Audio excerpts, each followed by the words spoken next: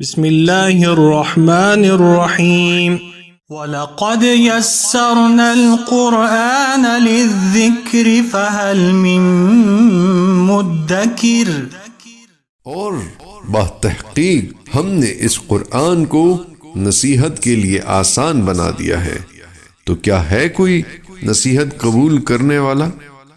قرآن کریم حفظ کرنے کی سعی و کوشش کرنا، یہ آیت سورہ قمر میں 4 بار ذکر ہوئی ہے اور اللہ کے بندوں کو قرآن کریم کی اس عظیم نعمت سے فائدہ اٹھانے کی طرف دعوت دیتی ہے۔ قرآن کریم کا دوسری آسمانی کتب کے مقابلے میں امتیاز یہ ہے کہ اس نے عالی اور پیچیدہ حقائق کو سارے انسانوں کے لیے قابل فہم اور سادہ انداز میں بیان کیا ہے۔ قرآن کریم صرف علماء اور دانشور حضرات کے لیے نہیں ہے، بلکہ عوام بھی اپنے اپنے ظرف کے مطابق قرآنی معارف سے مستفیض ہوتے ہیں۔ قرآن کریم کی زبان فطرت ہے کہ جو آسان اور قابل فہم شواہد و دلائل سے بھری ہوئی ہے۔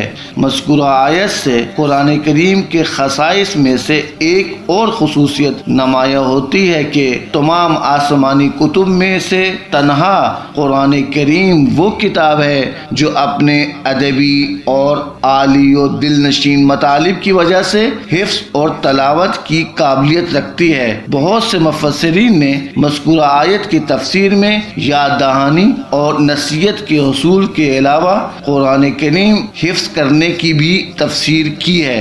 امام صادق علیہ السلام فرماتے ہیں، وہ حافظ قرآن جو قرآن پر عمل پیرا ہو وہ قیامت کے دن اللہ تعالیٰ کے محترم اور نیک سفیروں یعنی فرشتوں کے ساتھ ہوگا۔ والسلام علیکم ورحمۃ اللہ وبرکاتہ۔